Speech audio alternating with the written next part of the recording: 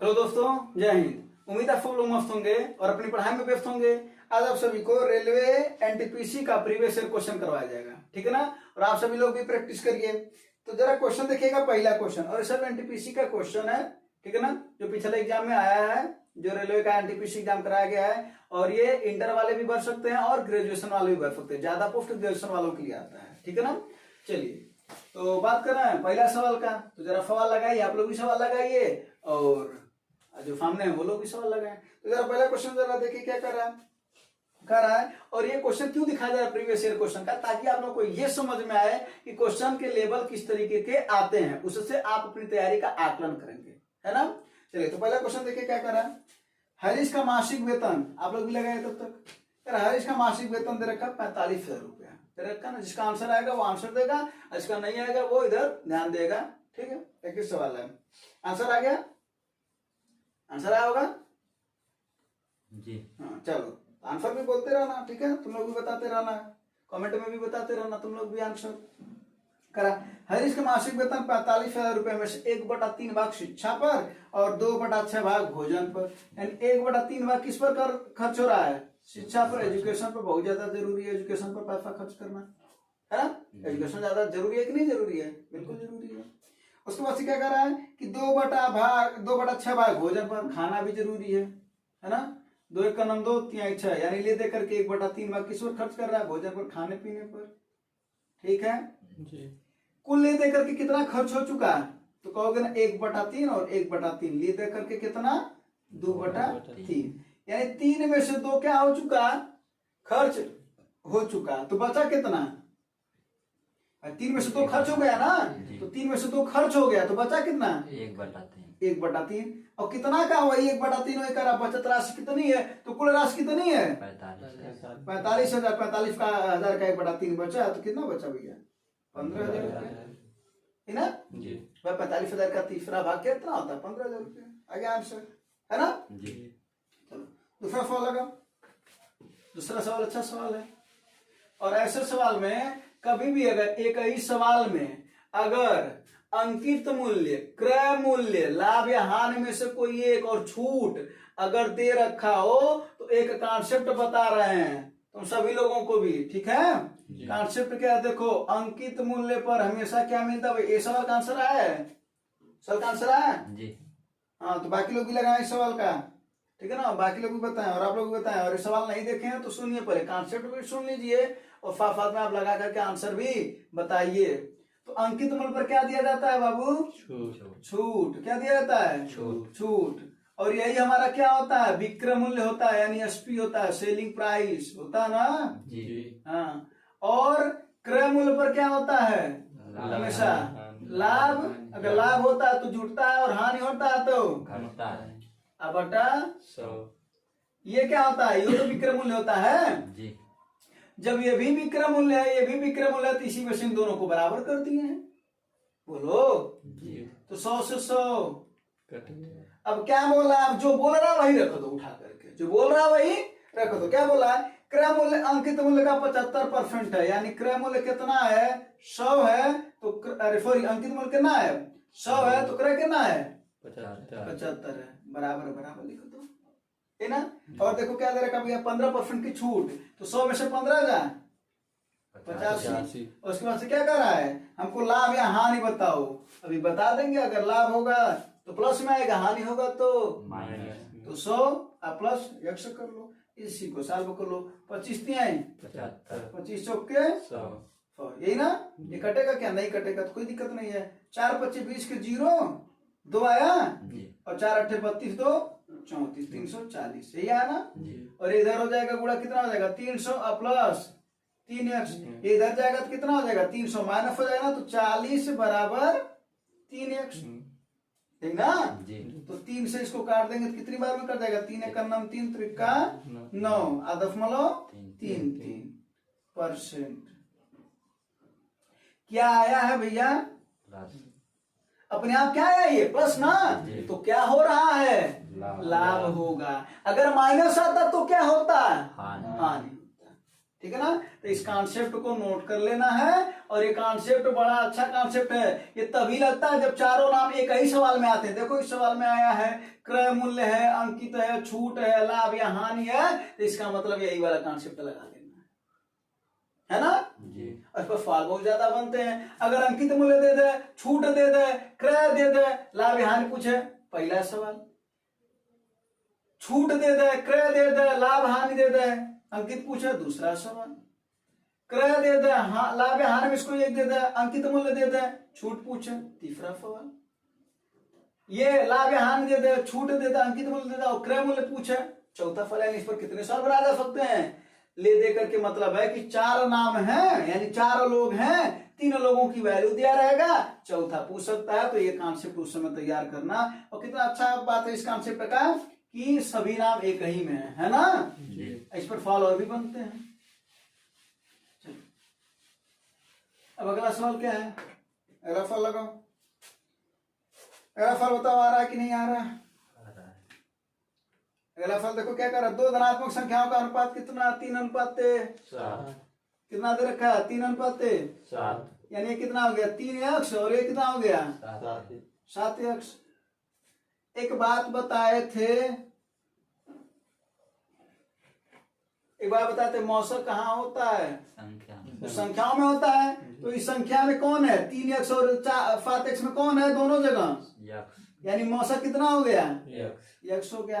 Formula हम बताते हैं भैया, नोट कर लेना। पहली संख्या गुणे दूसरी संख्या बराबर लघुत्तम समापवर्तक गुणे महत्तम समापवर्तक, यानी एलसीएम इंटू एचसीएफ है ना। तो भैया पहली संख्या कितनी है? 3x। दूसरी संख्या 7x। लसा क्या? लसा कितना है? 231। गुणे मौसा कितना है? x से x कट गया। 7 से कट जाएगा ना। ये 5×3 21 और 21 से करना में 21, 2 बचा ना, और 21 से करना में 21, यानी x की वैल्यू कितनी आई? 11। x की वैल्यू 11। क्या पूछ रहा है? छोटी है कौन? 3x ना। जी। तो 11, 3 गुणे 11 कितना आया? 33। अगर बड़ा पूछता तो कितना हो जाता है? 77। कितना हो जाता है? 77। कोई दिक्कत नहीं। प्रॉब्लम नहीं। समस्या नहीं। अच्छी बात है। तो अगले वाले सवाल में प्रॉब्लम आएगा कि नहीं आएगा? तो लगाओ। अगर प्रॉब्लम नहीं है तो अब अगला वाला लगाओ, ट्रिग्नोमेट्री का क्वेश्चन लगाओ। नहीं आ रहा है? तुम लोग बताओ भाई। चलो कुछ लोगों को आ रहा है। हाँ चलो देखते हैं सवाल को। एक बात बता देना, एक फार्मूला बताए थे, sine square theta plus cos square theta बराबर 1, ठीक है ना जी। और एक चीज बता दे रहे हैं, साइन थीटा कॉस थीटा, ठीक है, tan theta cot theta, sec theta और कॉसेक थीटा। अगर ये दोनों एक साथ रहे या ये दोनों एक साथ रहे या ये दोनों एक साथ रहे और उन दोनों को जोड़ने पर मान लेते हैं θ1 θ2 कर लेते हैं, θ1 θ2 θ1 θ2, यानी θ1 और θ2 को जोड़ने पर अगर 90 आ जा रहा है और ये बटे के रूप में हो तो उसका वैल्यू होता है 1। कितना होता है? 1। अब सवाल में देखो, साइन कॉस के साथ है कि नहीं बटे में? अरे भाई देखो साइन 15 है जी। बटा कॉस कितना है? 75। तो साइन और कॉस एक दूसरे के बटे में है कि नहीं है? जी। अब 15 और 75 को जोड़ोगे तो कितना आएगा? 90। तो इसका वैल्यू कितना मिल गया भैया? 1। कितना मिल जाएगा? 1। क्यों? क्योंकि sine 90 minus theta equal to होता है कॉस थीटा। और ट्रिग्नोमेट्री अगर पूरा पढ़ना तो हम लिंक दे देंगे कमेंट में, ठीक है ना, उसको पूरा का पूरा ट्रिग्नोमेट्री पढ़ लीजिएगा, ठीक है ना, उसमें पूरा का पूरा डिटेल बताएगा। यहाँ पर ये बात इतना समझा जाए तो। और अच्छा एक चीज और देखो, और 1 sine square 65 plus cos square 65 दे रखा है तो उसका वैल्यू कितना हो जाएगा? 1 हो जाएगा। यानी क्या आया? 1/1 आ गया भाई। Sine square 65 plus cos square 65 बराबर 1 प्लस फिर क्या है? साइन 15 बटा कॉस 75, इसका वैल्यू कितना आया है? बोलो, एक ही ना। साइन 15 बटे कॉस 75 इक्वल टू 1, फिर प्लस है तो प्लस लगा दो। फिर कितना है cos 65 फाइन, फिर cos साइन के साथ है कि नहीं है, अब दोनों कोण को जोड़ने पर 90 आ रहा है कि नहीं आ रहा है, तो अगर 90 आ रहा तो उसका वैल्यू कितना एक बराबर करणी में 3 इंटू टेन थीटा। यहाँ तक कौन दिक्कत हो तो बताओ, ये 1/1 का वैल्यू कितना है, इक्कन है, 1/1 इक्कन होता है, 1 1 2 1 3 बराबर करणी में 3 गुणे टेन थीटा। 3 को क्या लिख सकते हो, अरे 2 बार करणी में लिख सकते हो कि नहीं लिख सकते हो, लिख सकते हैं किसी भी संख्या को 2 बार करणी में लिखा जा सकता है ना। तो करणी से 3 कट गया तो क्या बचा, करणी में 3 बराबर टेन थीटा। जरा बताओ करणी में 3 किसका वैल्यू होता है, टेन में 60 का वैल्यू भूल गए हो ना, किसका वैल्यू होता है, तो टेन 60 डिग्री का वैल्यू होता है करणी में 3। ट्रिग्नोमेट्रिकल पार्ट में पूरा का पूरा बताया, ठीक है ना। तो टेन 60, अगर रेलवे का पेपर देना तो भाई ट्रिग्नोमेट्री तैयार होना चाहिए, ट्रिग्नोमेट्री के क्वेश्चन आते हैं, ठीक है ना। अगर जाना चाहते किस में नहीं आते हैं तो एसएससी जीडी वगैरह में नहीं आते हैं, वो दिल्ली पुलिस वाले एग्जाम में भी नहीं आते हैं, जबरा का सवाल पूछा जाता है लेकिन ट्रिग्नोमेट्री बहुत कम या ना के बराबर ही पूछा जाता है, नहीं पूछा जाता है। फिर उसके बाद से बात करते हैं उत्तर प्रदेश कांस्टेबल, इसमें नहीं पूछा जाता है, उत्तर प्रदेश दरोगा में भी नहीं पूछा जाता है, एक आध क्वेश्चन गलती से दे देता है तो दे देता है, लेकिन एसएससी सीजीएल के एग्जाम में पूछा जाता है। रेलवे में तो भैया पूछता ही पूछता है, ये रेलवे का ही तो क्वेश्चन है। हाँ चलो, तो टेन 60 बराबर क्या हो गया भैया, टेन थीटा। तो ये जब टेन इधर आता तो इनवर्स हो जाता है, या कफ तो टेन फिर टेन हट गया तो थीटा का वैल्यू कितना मिल गया, 60 डिग्री। यही है ना, थीटा का वैल्यू पूछ रहा था कि थीटा का मान बता कितना हो जाएगा, 60 डिग्री। बातें समझ में आया कि नहीं आया, बोलो। तो कुछ नोट करके जो जरूरत है उसको लिख लेना, ठीक ना। ये इन दोनों एक साथ में रहेंगे, ये दोनों एक साथ में रहेंगे और ये दोनों एक साथ में रहे, और किस रूप में रहे, बटे के रूप में। तो दोनों का योग अगर 90 हो रहा तो उनका वैल्यू कितना होता है, एक। अगला फल लगाओ, अगले सवाल का आंसर तो हाँ बताओ, अगला सवाल का आंसर ठीक सवाल है।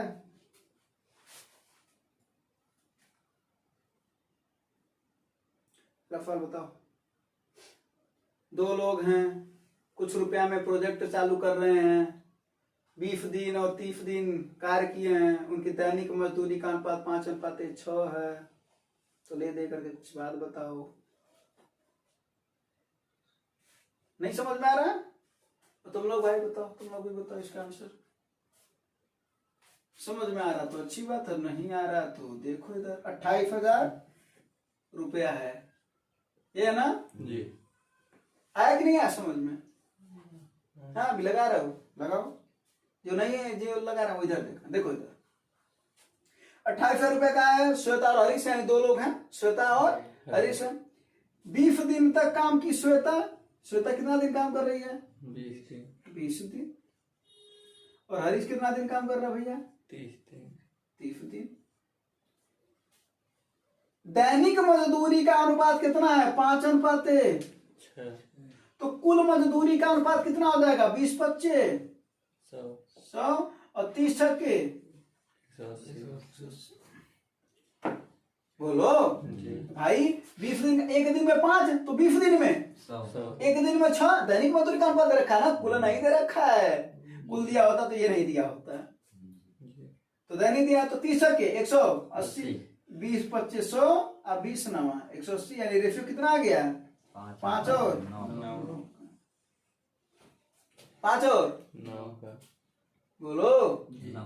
तो देखो इधर 5 और 9 के अनुपात में 28,000 को बांट दो, तो कुल कितना है, 5 और 9 तो 14 बराबर 28,000 तो 1 बराबर, अरे भाई 14 बराबर 28,000 तो 1 बराबर 14 से काट दो, 14 दूना 1 बराबर, तो 1 बराबर अगर 2,000 तो 5 बराबर 10,000 हाँ 10,000 और 9 बराबर 18,000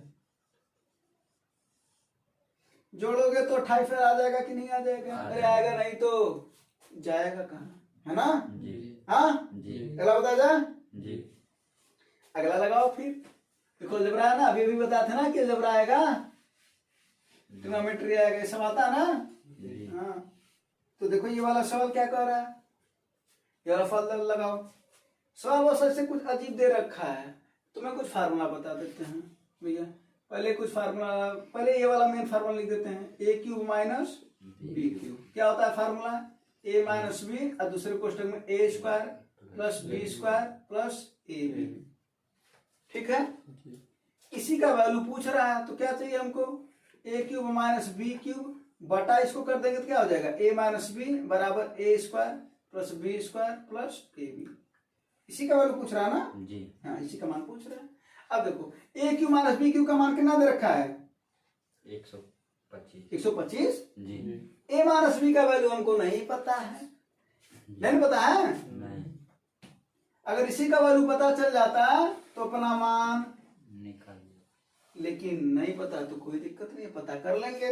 अब देखो एक चीज और तो दे रखा है, A square minus B square बराबर 25, और वर्गांतर फार्मूला होता है A square minus B square का एक कोष्टक में ए प्लस बी और दूसरे क्वेश्चन ए में, माइनस बी यानी जब स्क्वायर होता है और उनका अंतर होता है, इस जगह पर प्लस होता है और इस जगह पर, माइनस तो वैसे इधर क्या हो जाएगा भैया?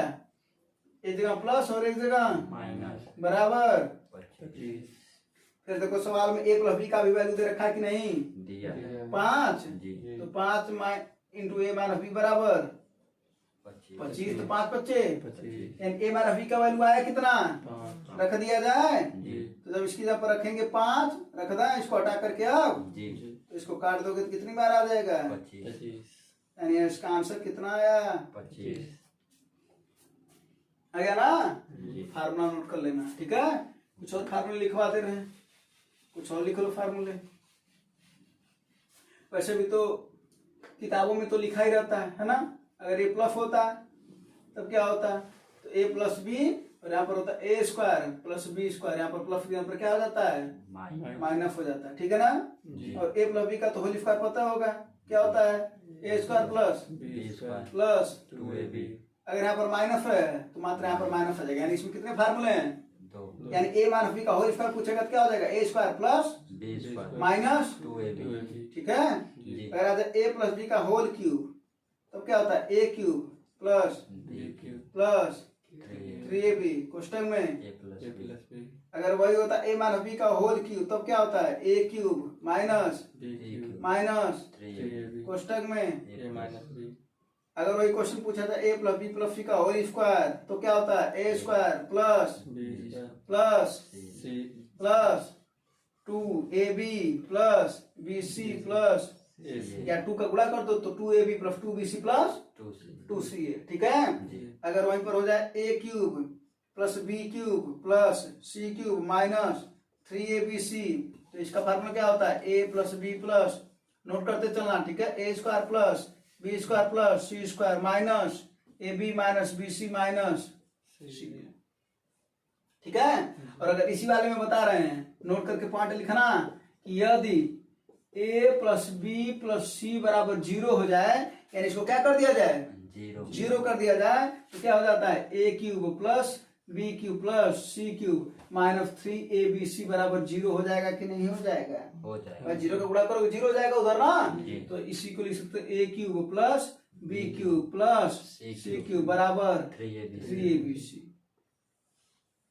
यहाँ से सवाल बनते और कल सवाल बताए भी थे इस पर, है ना।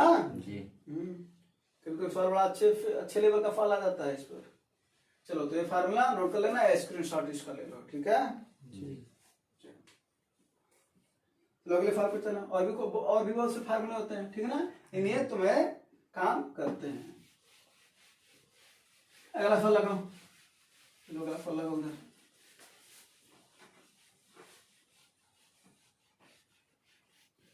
हम देखो अगला क्या कर रहा है। ये देखो सवाल देखो बड़ा सा दिख रहा है ना। लगाओ सवाल का आंसर दो। परीक्षा में उत्तीर्ण होना है तुम्हें, मेहनत करना है तुम्हें, तो इसका आंसर दो। कह रहा एक परीक्षा में उत्तीर्ण होने के लिए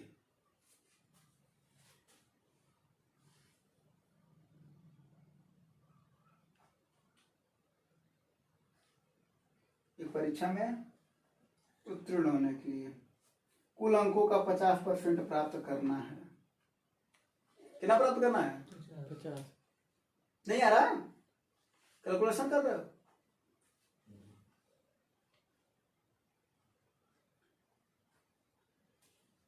बताओ। हाँ क्या कर रहा है, कुल अंकों का कितना प्राप्त करना हमको, 50%।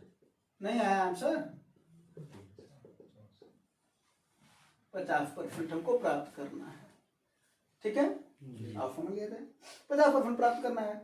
कितने पेपर हो रहे हैं, 2 एक पेपर यहाँ, दूसरा पेपर यहाँ, ठीक ना, जी बोलो। जी नींद लग रहा है क्या, नहीं 200 अंक का एक पेपर हुआ है और अगला वाला 150 150 अंक का, जी यही ना। जी कर 50% अंक प्राप्त करना है, यानी 200 का पूर्णांक है, ये क्या है, पूरा पूर्णांक है। 200 का पेपर 1 का पूर्णांक है, 150 का ये है। तो कुल ले दे करके कितना हुआ, दोनों विषया का नंबर कितना हुआ, 350। 350, जी यही ना।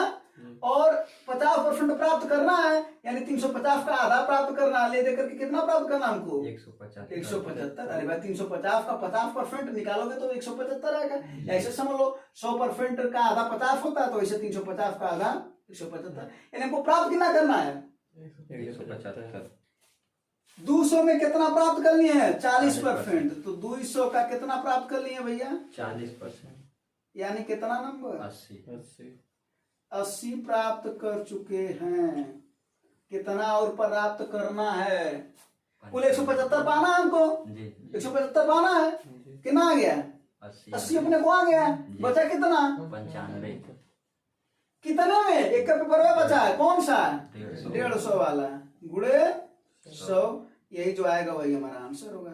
50 दूना 4, यही 150, यही ना। जी हाँ जी तो इसको काट दो, कितना हो जाएगा ये, 2 25 10 के 0, एक है 2 9 18 1 19, यही ना। जी तो इसको काटो, 3 छक्के 18 जी और कितना बचा यहाँ पर, 1 3 53। यही ना। जी 63.33%, अर्थात 64। 64। उसके बगल में कौन है, 64 है ना, तो 64 मारोगे। ठीक है, जी इसका आंसर क्या है, समझ में आया कि नहीं आया, जी बोलो। जी हाँ बस ये कुछ बात कर रहा था और कुछ नहीं कर रहा था ना। चलो अगला लगाओ। अगला सवाल देखो भाई, अगर तुम्हें नोट्स नहीं पता तो सवाल नहीं लगा पाओगे, चाहे तुम कुछ भी कर लो। और अगर इसका नोट्स पता है तो सवाल बहुत ही आसानी से, मैंने देख करके लगा पाओगे। अब तुम लोग बता दो कि लगा पा रहे हो क्या, और तुम लोग भी बताओ लगा पाओगे कि नहीं। ये सवाल लगा रहे हो तो बताओ इसका आंसर, क्योंकि तुम्हें एक शब्द इसमें नहीं पता है कि आसन्न कोण कहते किसे हैं। बोलो सही है ना, हाँ। अगर ये पता चल जाए कि आसन्न कोण कहते किसे हैं, तो देखो ये सवाल कितना आसान हो जाएगा। आया कि नहीं आंसर, 60। एक लोगों का आया 60 आंसर। आओ देखते हैं। आसन्न कोण का मतलब है, अगर मान लो 2 कोण है, अल्फा है और एक है बीटा, तो इसका मतलब वो होता है अल्फा धन बीटा का वैल्यू कितना होना चाहिए, 180 डिग्री होना चाहिए। उसी को बोलते हैं आसन्न कोण, यानी आसन्न कोणों का योग कितना होना चाहिए, 180 होना चाहिए। अब देखो आसन्न कोणों का अनुपात दे रखा 3:6, यानी एक कोण कितना हो गया 3x और दूसरा कितना हो गया 6। इन्हीं दोनों का योग कितने किसके बराबर है, 180। तो 3 6 9 9 x बराबर, 180। तो x बराबर 20। डिग्री, 9 दूना 18, जी x बराबर 20 डिग्री। क्लियर। जी तो अगर एक तो 20 डिग्री है तो ये वाला कितना हो जाएगा, छोटका वाला 60। 60 डिग्री। ये वाला कितना हो जाएगा 6x, यानी 6 गुणे 20 यानी 120। यानी बड़ा वाला पूछा होता तो आंसर कितना होता, 120। छोटा वाला पूछा ना। जी हाँ तो सही है, लोग का इसमें सही है, आप लोगों का भी सही आ रहा है ना।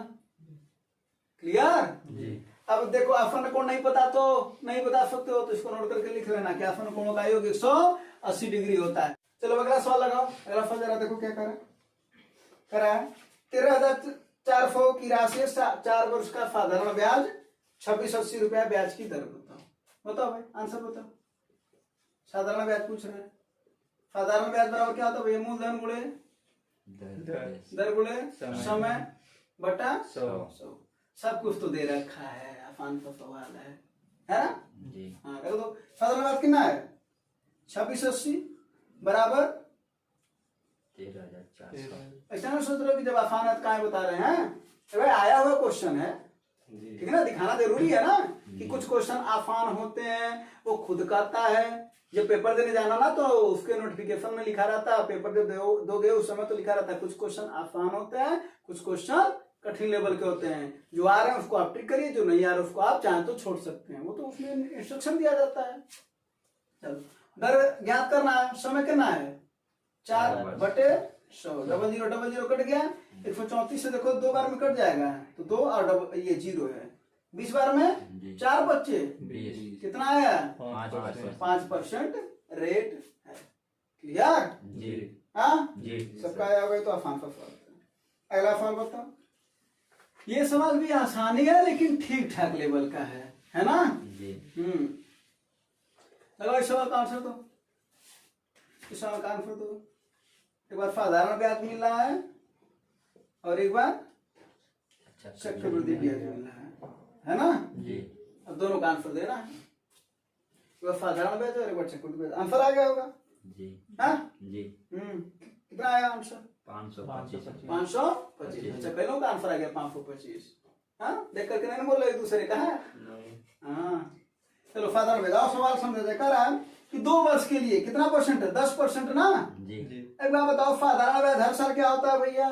समान बराबर होता है हर साल। साधारण ब्याज बराबर होता नहीं, ये साल अगर 10% था अगला उस साल 10%। उसके अगले साल और उसके अगले साल 10%। हर साल 10% मिलता है। तो 2 वर्ष के लिए 10% मिलेगा तो 10% ये साल और 10% अगले साल ले दे करके कितना परसेंट? 20%।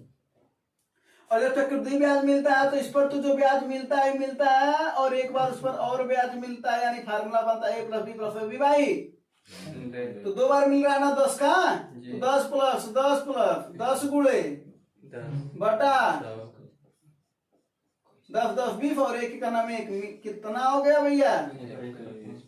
यानी चक्रवृद्धि ब्याज जब 2 वर्ष रहेगा समय और रेट रहेगा 10%, तो साधारण ब्याज कितना मिला अपने को? 20%। और चक्रवृद्धि ब्याज कितना मिला अपने को?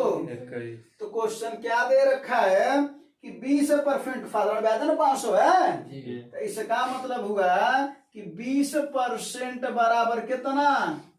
500 के। अरे 20% ब्याज मिला है तो 20% बराबर 500, तो पूछ रहा है 21% का वैल्यू कितना होगा? चक्रवृद्धि ब्याज ने पूछ रहा है भाई, तो कितना हो जाएगा? 21 गुणे 500 बटा 20, है ना? 0 0 कट जाएगा, कितनी बार में कट जाएगा? 25 बार में। 25 से करना 25, 25 दूना 50, 525 रुपया, है ना? अगर पूछा होता कि इसका अंतर बताओ कितना होगा, अगर इसी सवाल को अगर पूछ देता अंतर, यानी जो 500 रुपया दे रखा है वो कह देता कि वो अंतर है। क्या है? अंतर। यानी 2 वर्ष के लिए 10% का साधारण ब्याज और चक्रवृद्धि ब्याज का अंतर 500 रुपया है, तो मूलधन बताओ। तो क्या हो जाएगा? 20% और 21% का अंतर कितना हुआ? 1। तो 1% का वैल्यू कितना हो जाएगा? 500। तो पूछ रहा मूलधन बताओ, मूलधन कितना होता है? 100% ना? तो गुणा कर दो, यानी 100 गुणे 500 बटा 1, कोई मतलब है नहीं। कितना हो जाएगा 5 के आगे? 50,000। ठीक ना? और मेहनत करोगे तो रेलेवेंट पीसी की सैलरी भी तुम्हारी इतनी ही है, कितना? 50,000। ठीक है ना? और कहा जाता है कि मोटिवेशन सबसे बड़ा क्या होता है भैया? देखो ले दे करके ना, जो सबसे बड़ा मोटिवेशन होता है वो होता है पैसा। अगर तुम्हें पैसा मिले तो मोटिवेट तुम अपने आप रहोगे, अब पैसा ना मिले तो मोटिवेशन डाउन होने लगता है, कम होने लगता है, खत्म होने लगता है ना? अब तुम नौकरी करो और तुम्हें सैलरी ना मिले, करोगे नौकरी? नहीं करोगे, तो सीधा सीधा मना कर देना, सब नहीं करेंगे। हाँ तो वही बात है, यानी पैसा भी मिलना जरूरी है। चलो अगला फल देखा जाए।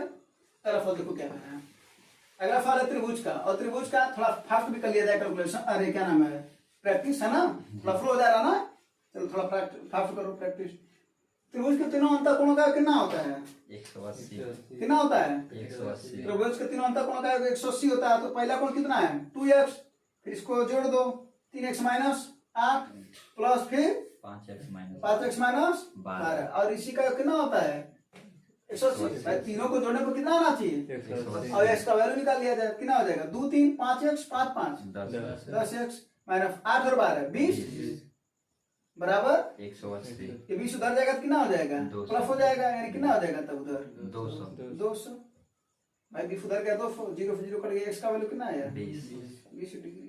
क्या पूछ रहा है? सबसे बड़ा सबसे बड़ा कौन है देखा जाए, जी ये कितना हो जाएगा 20 दूना 40 इसमें रखो, 20 दिया 60 60 में 60 जाए, 52 ये देखो 20 25 100 100 में 12 जाए। 88 सबसे बड़ा कौन है 88 डिग्री ये ना, जी। पूछा सबसे छोटा, 40 पूछता सबसे बड़ा और छोटे का अंतर, 48 कोई दिक्कत? नहीं अगला फल लगाओ, अगला फल देखो, अगला फल तो देख करके आंसर देने वाला जी है ना, जी आंसर आ भी गया होगा। कोई एक ऑप्शन उठा करके पकड़ लो, उसे काट दो, जो शेष बचेगा वही आंसर हो जाएगा। नहीं तो एलसीएम निकालो, तो कौन है एलसीएम निकालेंगे, करा 155 260 और 315 को ब्याज करने पर शेषफल कन्फर्म 5 10 15 बचा है, यानी 155 को बाहर काटने पर कितना बचे शेष 5, यानी ले देकर के वो संख्या क्या होगी 150, ठीक ना। फिर करा 260 को कितना 10 बचे, कितना हो जाएगी 250 और उसके बाद क्या करा 315 15 शेष बचे, कितना हो जाएगा 300 300 300 250 और 150 का एलसीएम कितना है, सॉरी मौसा कितना है 50 50, सही आंसर होगा। जी नहीं समझ आ रहा तो ऑप्शन से काट लो, देखो ऑप्शन से काटो, 50 से काटोगे 155 को 5 बचेगा शेष, 50 से काटोगे इसको 10 शेष बचेगा, 50 से इसको काटोगे 15 शेष बचेगा, ठीक है। 75 से काटोगे तो इसमें 5 शेष बचेगा, इसमें काटोगे तो 225 होता है, फिर बच जाएगा कितना 35 ना, हाँ जी 35 बच जाएगा शेष, तो 35 नहीं 10 बचना चाहिए। चलो तो ये तो ऑप्शन से ट्राई कर सकते थे। अगला सवाल देखो, अगला देखो, कह रहा दो संख्याओं का योग कितना है 60 ये लगाओ तो बताएं, लगाओ ये वाला फॉर्म। दो संख्याओं का योग मान लेते हैं, माना संख्या x और y है, लगा लगा लगा, हम तो इसे मान रहे हैं। इनका योग दे रखा है 60, कह रहा उनका महत्तम और लघुत्तम क्रमशः 12 और 72 है। तुम्हें पता है ना, पहली संख्या गुणे दूसरी संख्या बराबर, लसा गुणे मौसा। अच्छा चलो याद तो है कम से कम।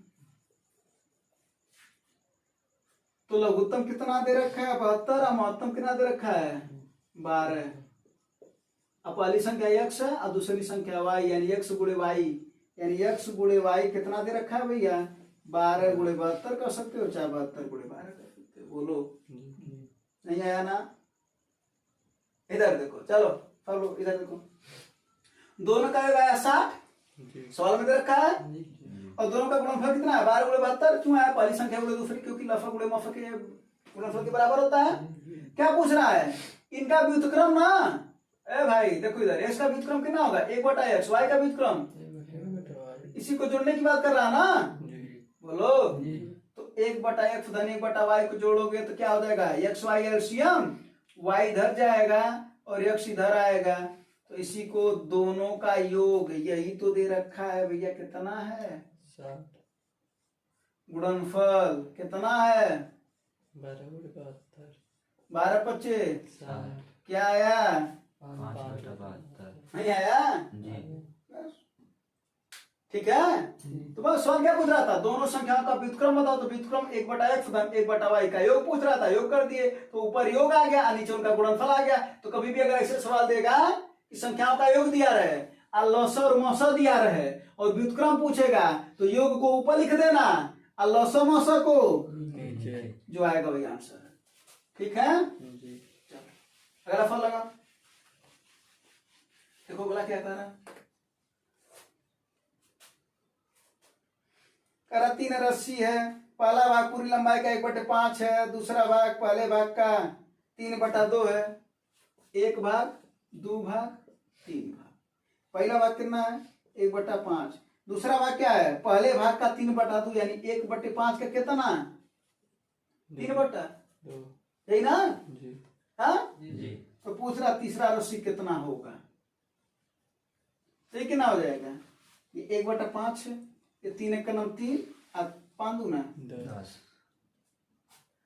कुल भाग कितना होता है, कुल 1 कुल भाग में कितना होता है एक। 1, कुल कितना होता है 1 अगर कुल 1 में से इनको जोड़ करके अगर घटा दें तो यही तो आएगा ना, तो देखो 1 माइनस फिर 5 और 10 का एलसीएम कितना हो जाएगा 10।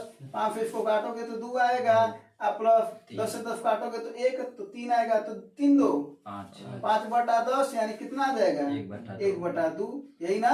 जी। तो 1 में से आधा आ जाए, आधा आधा बचेगा ना, जी। यानी 1/2 यानी तीसरा भाग कितना है 1/2। चलो अगला लगाओ,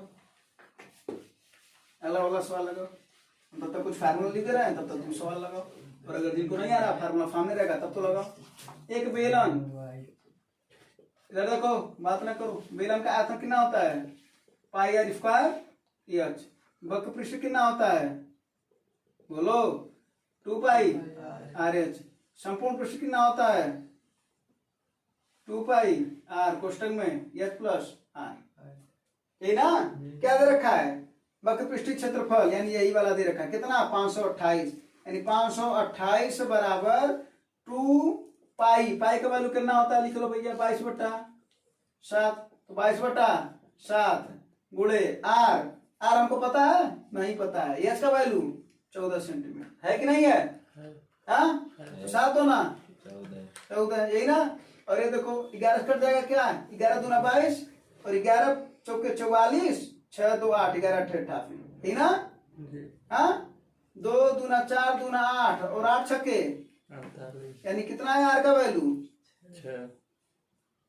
6 सेंटीमीटर, आर का वैल्यू 6 क्या पूछ रहा है बेलन का आयतन बताओ, बेलन का आयतन बताओ तो क्या हो जाएगा 22/7, पाई का वैल्यू आर का वैल्यू कितना आया 6, यानी 6 गुणे, और एच का वैल्यू कितना है 14 ना, बस 7 दूना 14, क्या हो जाएगा भैया 22 गुणे 6 6 36, 36 दूना 72, इसी का गुणा कर दो, 22 दूना 44 को 4 आया, और 22 फत्ते 2 फत्ते 14, 2 फत्ते 14 1 15, 154 ना, 154 4 158, 1584, 1584 घन सेंटीमीटर, सेंटीमीटर में घन सेंटीमीटर इसका मात्रक होता है, तो फार्मूला को नोट कर लेना, ठीक है, फार्मूला को नोट कर लो या स्क्रीनशॉट ले लेना, ठीक है, वो तो बताने की जरूरत पड़ेगी नहीं, इतना तो आता ही होगा।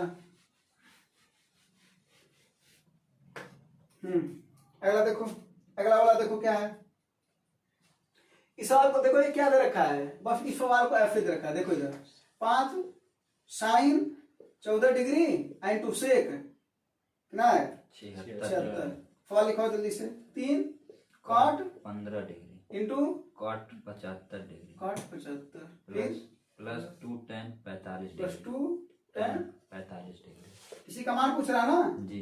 जरा देखो 5 इंटू साइन 14, जो साइन देखो साइन किसका उल्टा होता है कौशिक का, कॉस किसका उल्टा होता है सेक का, और टेन किसका उल्टा होता है कॉट का, थीटा लगाते हैं सबके आगे, ठीक है। तो अगर ये सेक 76 है तो इसको अगर हम नीचे लाए तो क्या हो जाएगा ये कॉस 76 जी। प्लस 3 कॉट 15, अगर इसको नीचे ले आया तो क्या हो जाएगा ये 10 75 75 रहेगा ना, तो 10 नीचे आ जाएगा काट हो जाएगा, काट नीचे आया तो 10 हो जाएगा, प्लस 2 10 45, नहीं उसको ऐसे ही रहने तो 10 45 डिग्री का वैल्यू ऐसे भी पता है ना।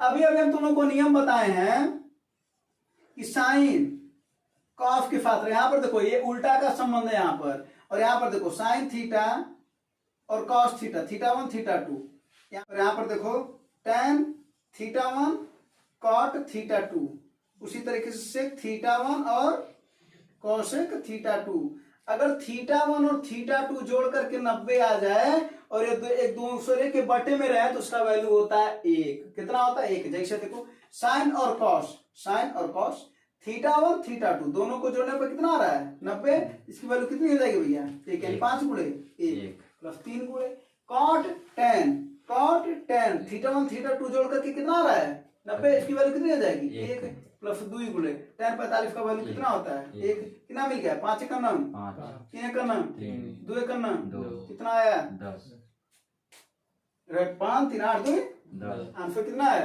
10।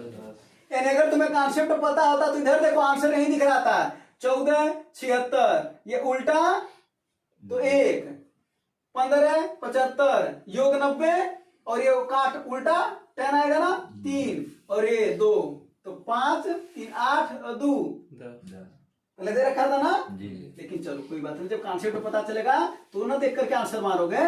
जी हाँ जी कि पहले ही मारना चाहते हो। नहीं हाँ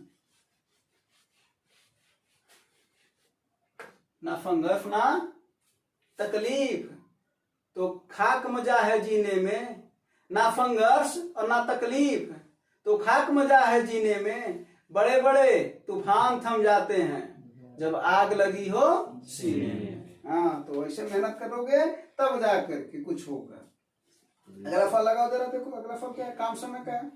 क्या करा, एक्स और वाई 12 दिनों में, वाई जेड 18 दिनों में, और ये दोनों लोग 15 दिनों में करते हैं। सवाल तो आसान हुआ ना। जी हाँ एक्स और वाई कितने दिन में कर रहे हैं? 12 दिन में हाँ तब तक आंसर बताओ इसका। वाई और जेड कितने दिन में कर रहे हैं? 18 किसी का आंसर आया तो लगाओ। सबसे पहले इनका क्या लेंगे हम भैया,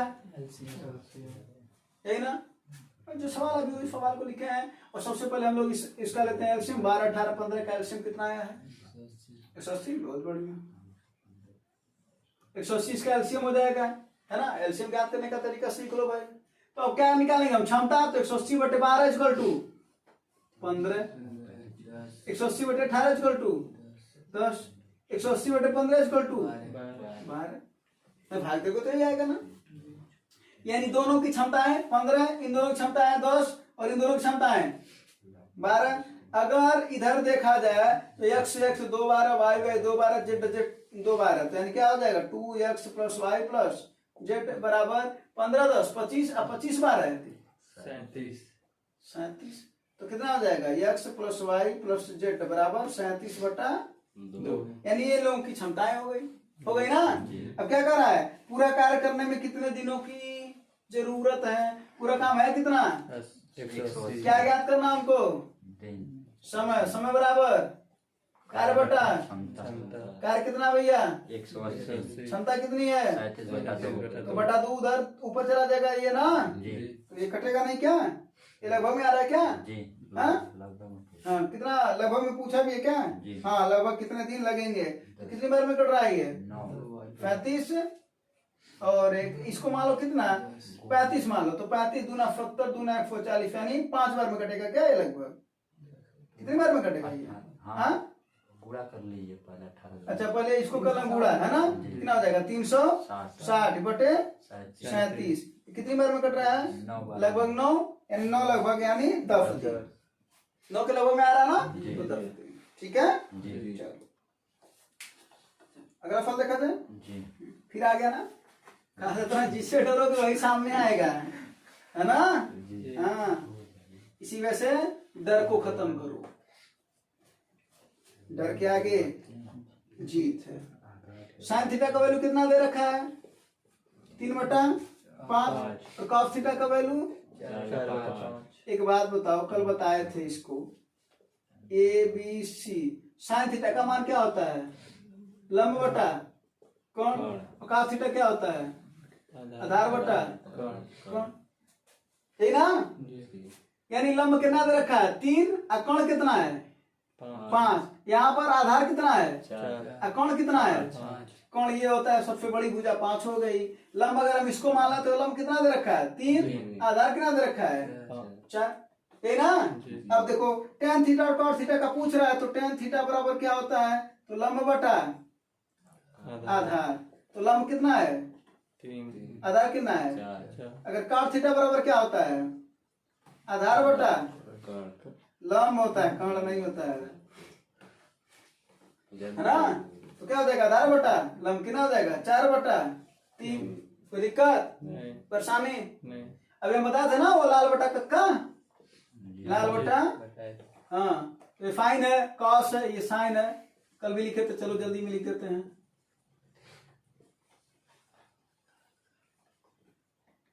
कॉसेक जो कल क्लास में किए थे वो देख लो एक बार।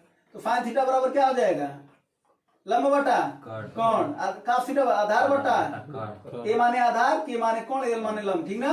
tan थीटा बराबर लंब बटा आधार। cos थीटा आधार बटा लंब। sec थीटा कोण बटा आधार। और sec थीटा कोण बटा लंब। बाकी तो जान ही दोगे। अब फार्मूले में जो पूछ रहा वही रखो, तो क्या हो जाएगा 1 plus tan theta, tan theta value कितना है 3/4, 1 minus tan theta, tan theta sorry cot theta value कितना है 4/3। बस 4 का नाम 4 4 3 7/4। 7/4 3 का नाम 3 में 4 जा माइनस 1 बटा 3। 3 बगल का बगल में गुणा होगा और नीचे का ऊपर कितना हो जाएगा 7 3 21 बटा 4 का नाम 4 माइनस है तो माइनस आएगा, माइनस 21 बटा 4 आया ना। जी। अगला फल का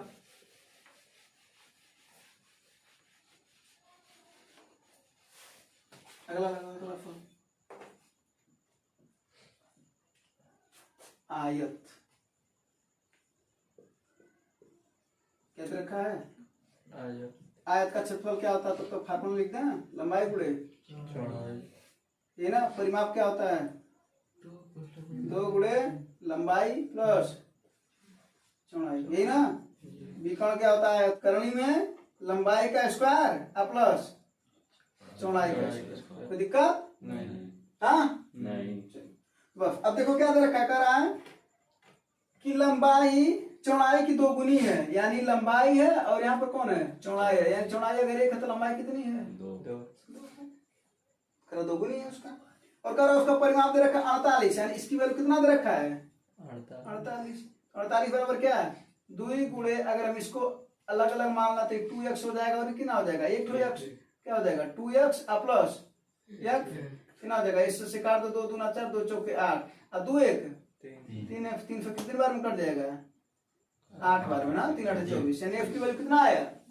अब क्या पूछ रहा है आयत का क्षेत्रफल बताओ, क्षेत्रफल ज्ञात करने के लिए हमको क्या चाहिए लंबाई और तो लंबाई कितना आ जाएगा 2x तो 2 8 16 और चौड़ाई कितना है x, यानी x का 8 तो 16 गुणे 8 इक्वल टू 128, 16 128 वर्ग सेंटीमीटर है ना। तो यही सवाल अंतिम है।